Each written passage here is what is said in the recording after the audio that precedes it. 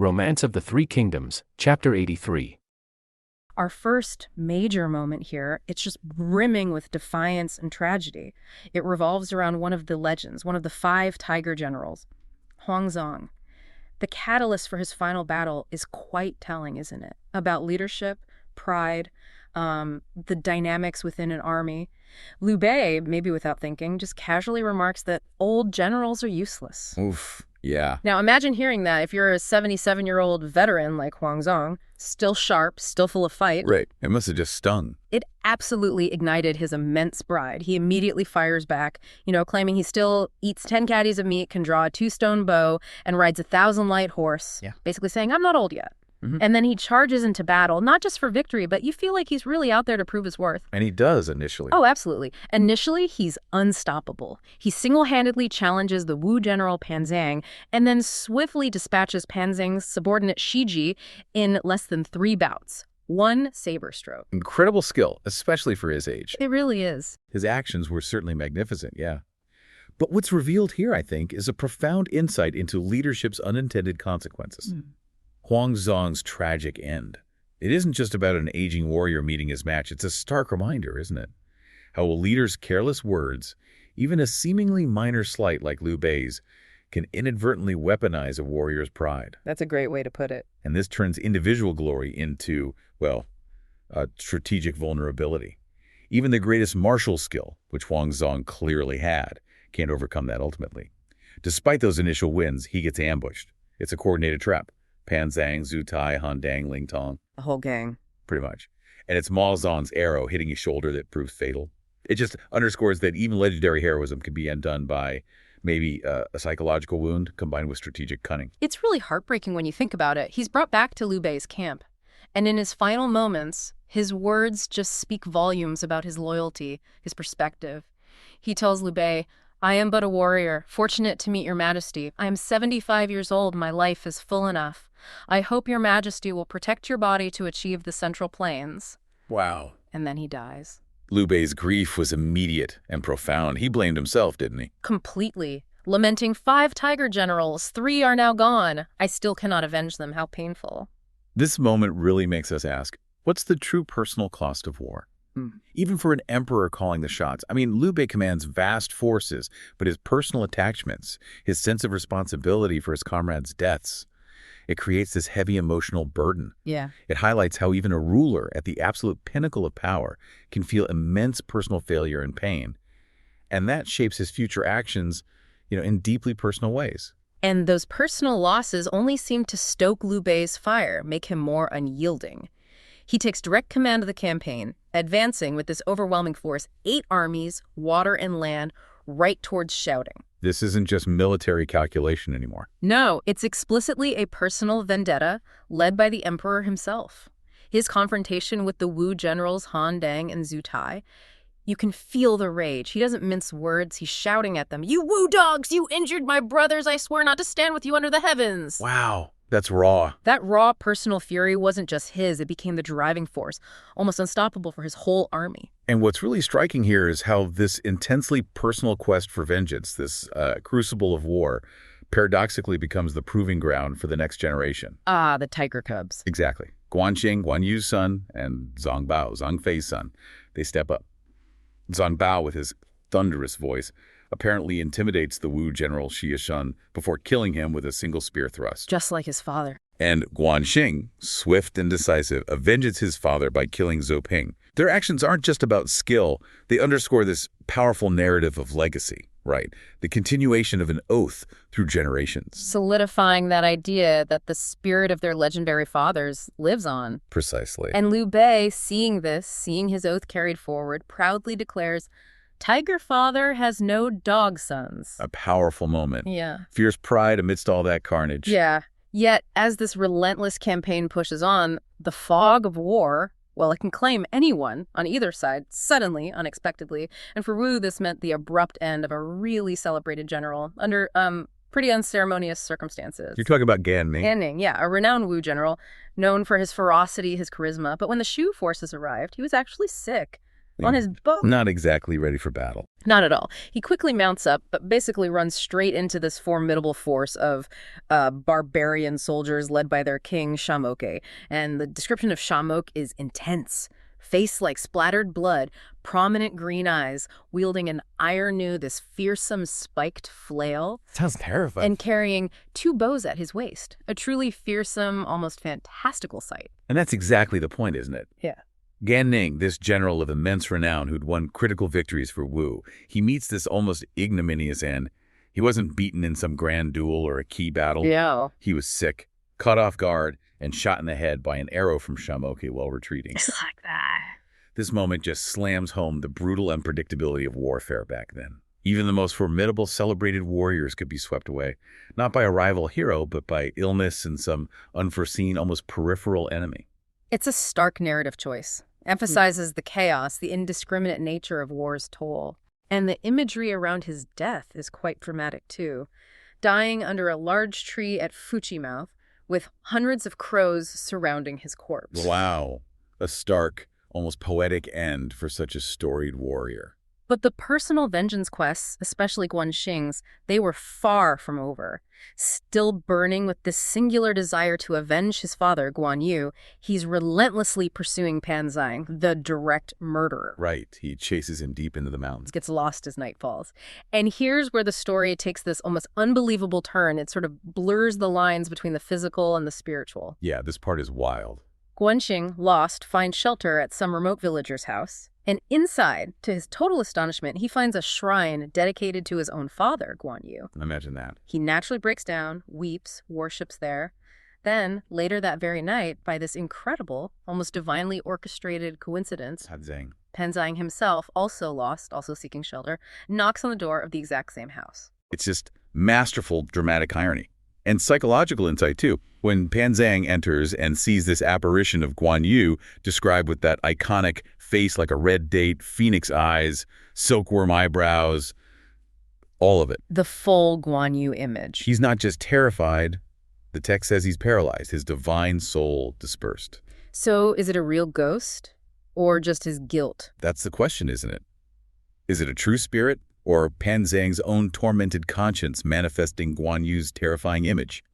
Either way, the psychological weight of his crime, combined with, the superstition of the era, it utterly seals his fate. It shows how the narrative uses the supernatural to really heighten the emotional and moral stakes of vengeance. Absolutely. And Guanxing, seizing that chilling moment, moves in swiftly, beheads the terrified Pan Zhang, and offers his heart and blood as a sacrifice right there before Guan Yu's image. Intense. Then he reclaims his father's famous green dragon crescent blade and takes Pan Zhang's horse.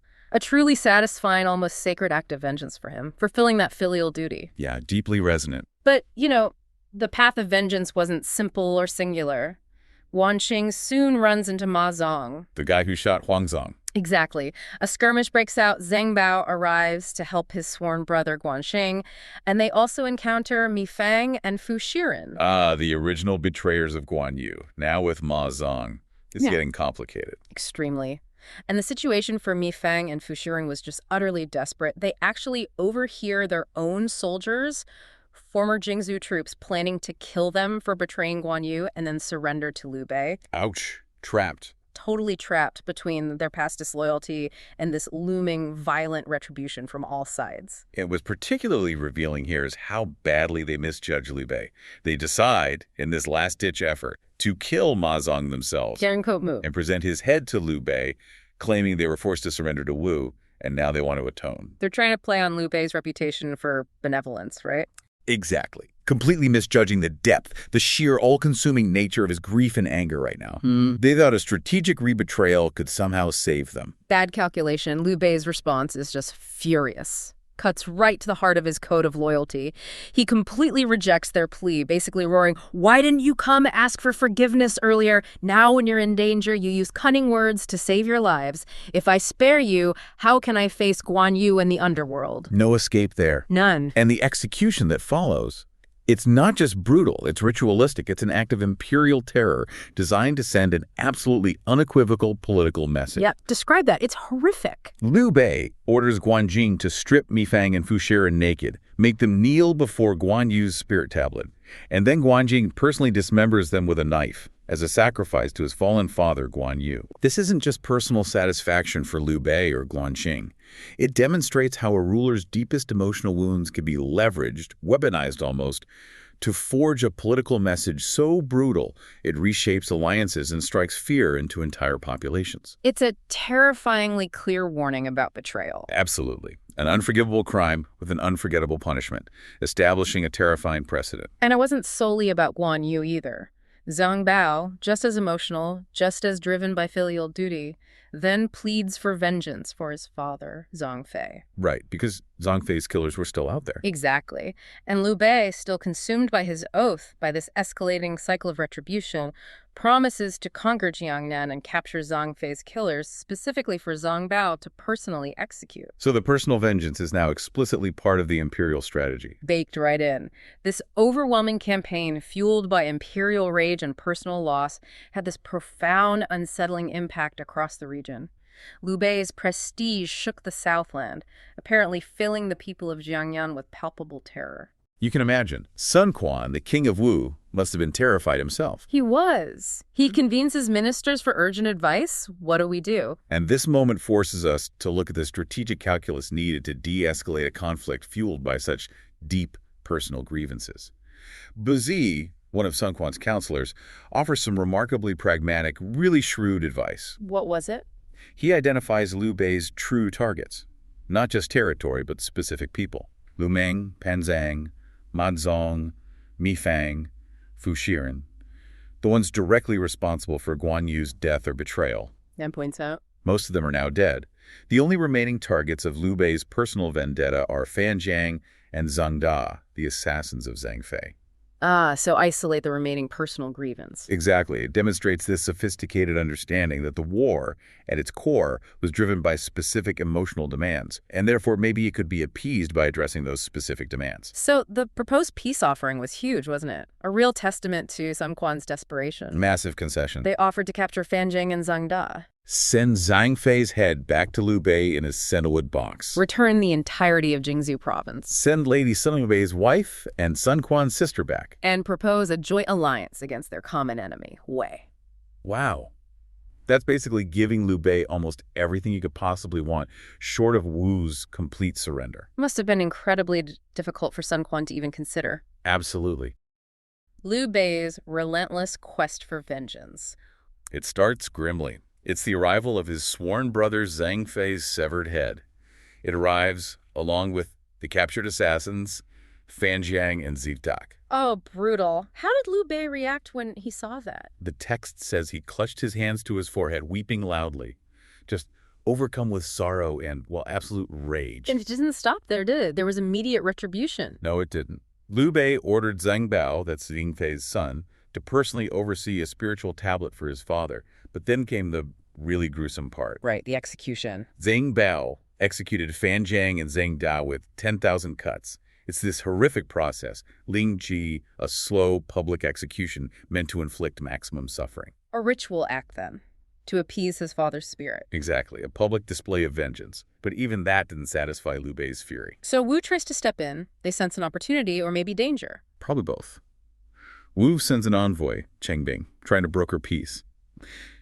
They offer quite a lot, actually returning Jingzhou, Lady Sun, proposing an alliance against Wei. That sounds like a pretty good deal, strategically speaking. It does, but Liu Bei, he's unwavering. He flatly refuses. He says, my bitter enemy is Sun Quan. If I ally with him now, I would betray the oath I made with my two sworn brothers. So the oath trumped everything. Completely. His resolve was absolute. He declared his intent, first destroy Wu, then destroy Wei.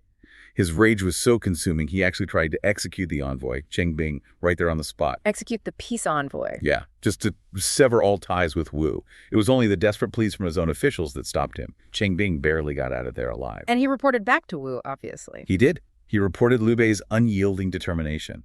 And what's so striking here, is how Liu Bei's personal grief just completely bulldozes any strategic thinking. It really makes you wonder, can a leader be effective when they're that consumed by personal emotion? That's the core question, isn't it?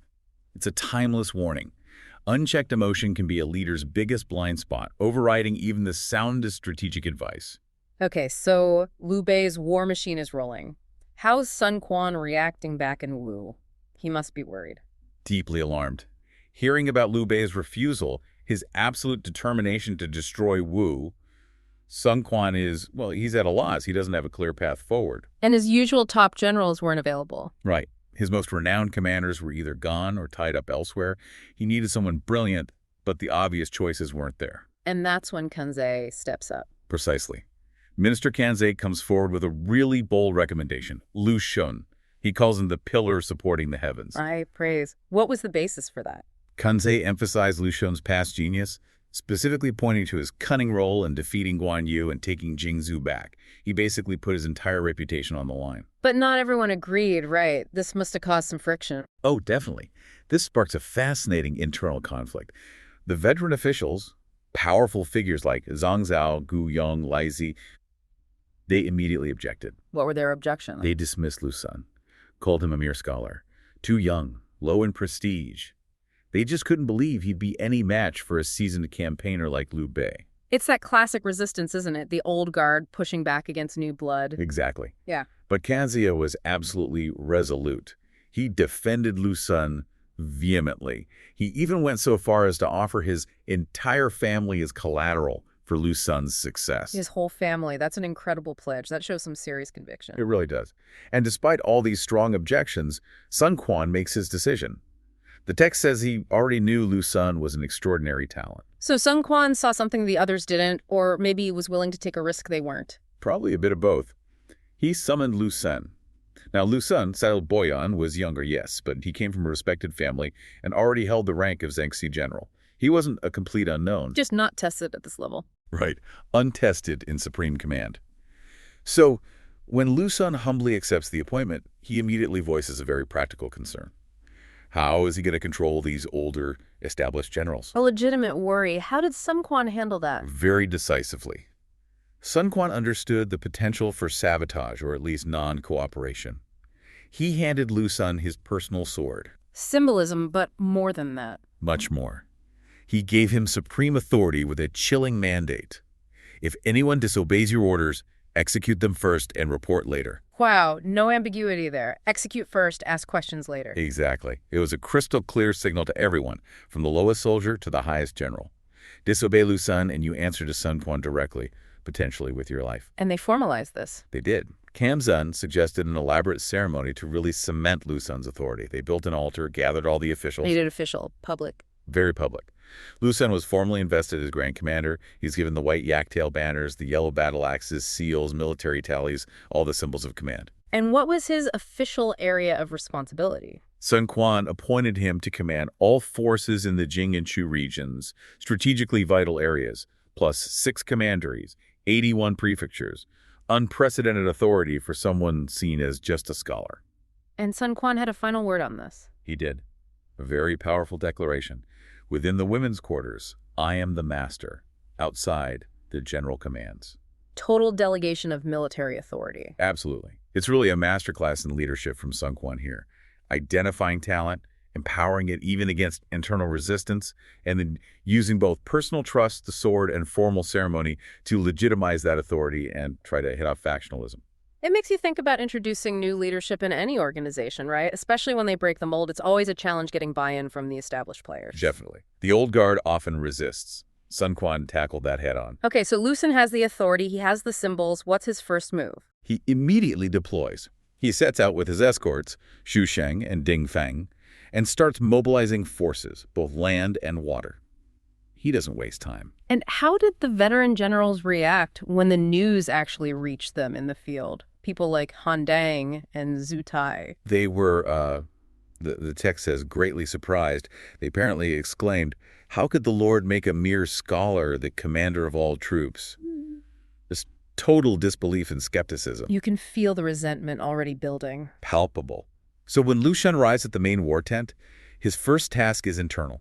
He firmly asserts his authority, reminds everyone about military law, the consequences of disobedience. Laying down the law from the start. Exactly. He says, violators will face the king's law without regard for kinship. Basically, your status won't protect you if you disobey the generals.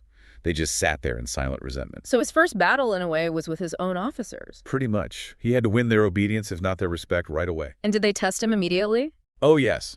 Su Sai steps up almost instantly. He challenges Lu Xun directly, asking for a plan to rescue Sun Huan, that's Sun Quan's nephew, who's besieged in Yiling and running out of supplies. A direct test. Show us what you've got, scholar. Exactly. It's a practical problem needing an immediate solution. How does the new commander respond?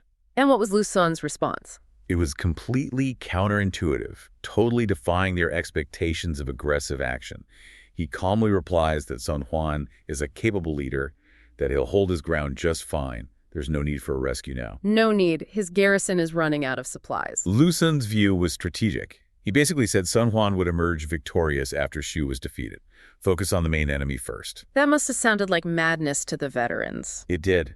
The text says the generals secretly laughed. They thought, okay, with a commander like this, Dongwu is finished. Han Dang and Zhu Tai were privately voicing serious doubts. It really highlights that clash, doesn't it? Immediate reactive thinking versus a longer-term, maybe more patient strategic vision. Absolutely. Lu Xun wasn't playing their game. So, undeterred by this internal grumbling and skepticism, what was Lu Xun's overall strategy? What were his core orders? His core order was simple and defensive.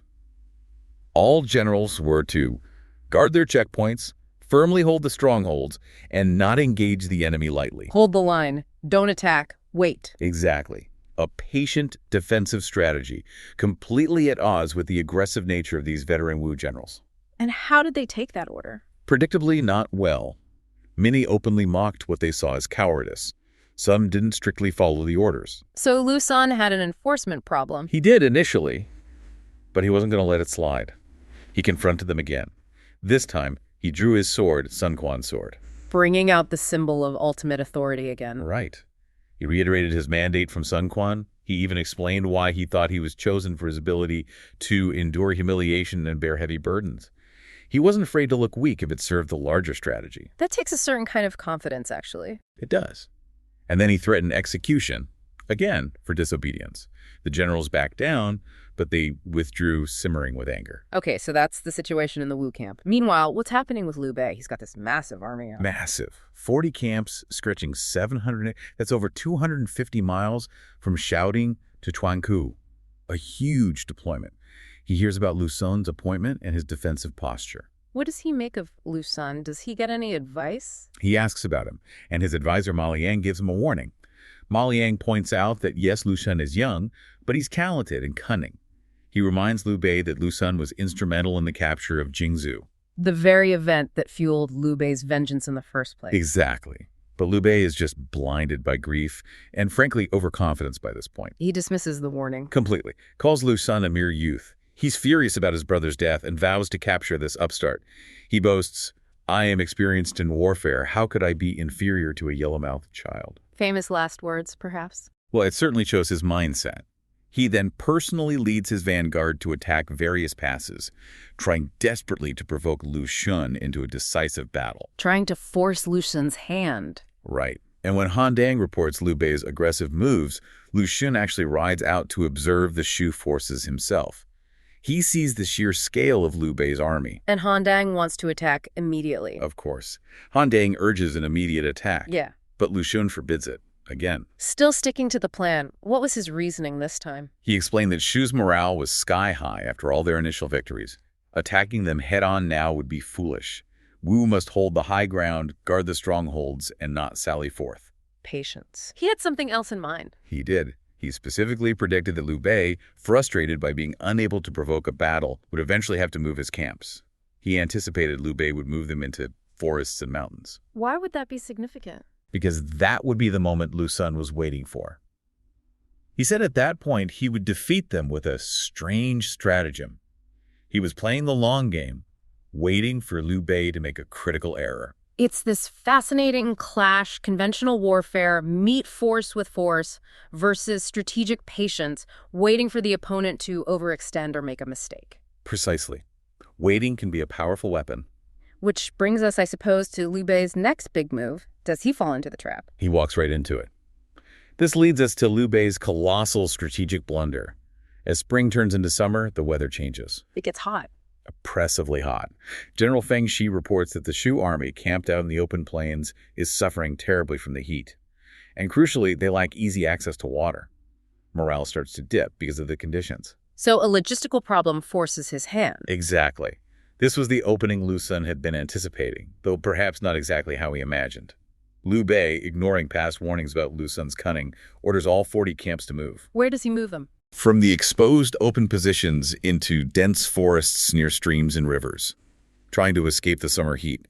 His plan is to rest the troops and then resume the offensive in the autumn. And Ma Liang speaks up again. He does. Ma Liang immediately voices his concern. If our army moves like this into the forest, what if the Wu forces suddenly attack us while we're relocating or settling in? A very valid concern. You'd think so. Yeah. But Liu Bei is just brimming with overconfidence now. He dismisses the worry entirely. He actually details this elaborate counter-ambush plan he's cooked up. Oh, Yeah. What was his brilliant plan? He plans to use Wu Ban with 10,000 supposedly weak soldiers as bait out in the open near the old camp locations.